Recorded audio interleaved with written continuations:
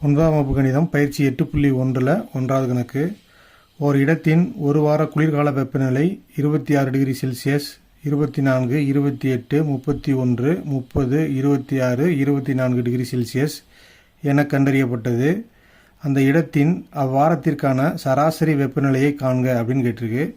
அப்போ ஒரு டேட்டா கொடுத்துருக்கு, தரவு கொடுத்துட்டு அதனுடைய சராசரி கேட்டிருக்கு. அப்போ நமக்கு சராசரியினுடைய ஃபார்முலா தெரியும். X bar equal to sigma x by n. இதில் சிக்மா எக்ஸ்னா கொடுக்கப்பட்ட தரவுகளின் கூடுதல் பை என் அப்படின்னா எண்ணிக்கை.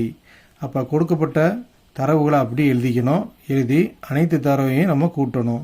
அப்போ அனைத்து தரவையும் நம்ம கூட்டி பார்த்தோம் அப்படின்னா நமக்கு வர்ற விடை 189 பை எண்ணிக்கை என்னென்னு பார்த்தீங்கன்னா 1, 2, 3, 4, 5, 6, 7. 7 தரவுகள் நமக்கு கொடுக்கப்பட்டிருக்கு. அப்போ எண்ணிக்கை எண்.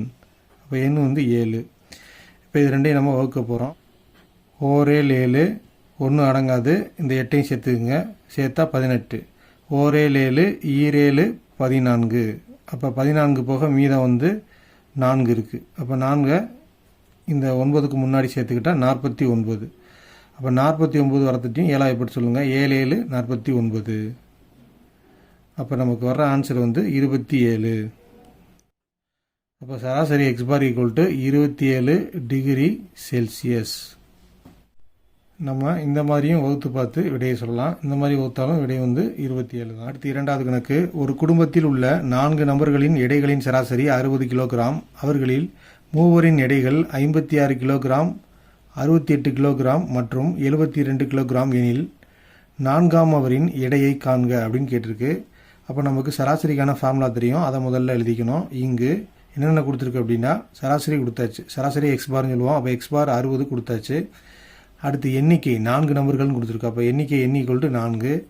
அது மாதிரி தரவுகளில் 3 தரவு கொடுத்துருக்கு. அப்போ x1 56, x2 68, x3 72. 4வது தரவு நம்மளை கண்டுபிடிக்க சொல்கிறாங்க. அப்போ x4 மட்டும் நமக்கு தெரியாது. இப்போ இந்த ஃபார்முலாவை மீண்டும் எழுதி செய்யலாம் அல்லது டைரெக்டாக நம்ம பிரதிட்டலாம். அப்போ சராசரி எக்ஸ் பாருக்கு பதிலாக இங்கே கொடுத்தது 60, அதுக்கு பதிலாக நம்ம 60ன்னு போடுறோம்.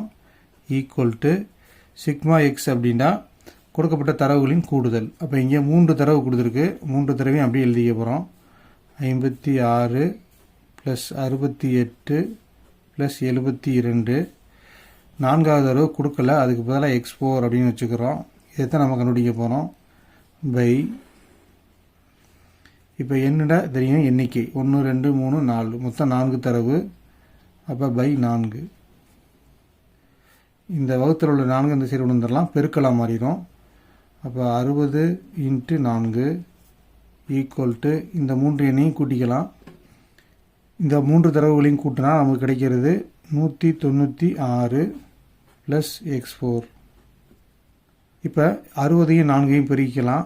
6 4 24, 240. இதை அப்படியே இறக்கிக்கலாம். இப்போ 196 இந்த சைடு கொண்டு கழிச்சுக்கலாம். அப்போ ப்ளஸ் 196 இந்த சைடு வந்தால் மைனஸ் ஆயிரும். இப்போ 240 - 196 ஈக்குவல் டு x4.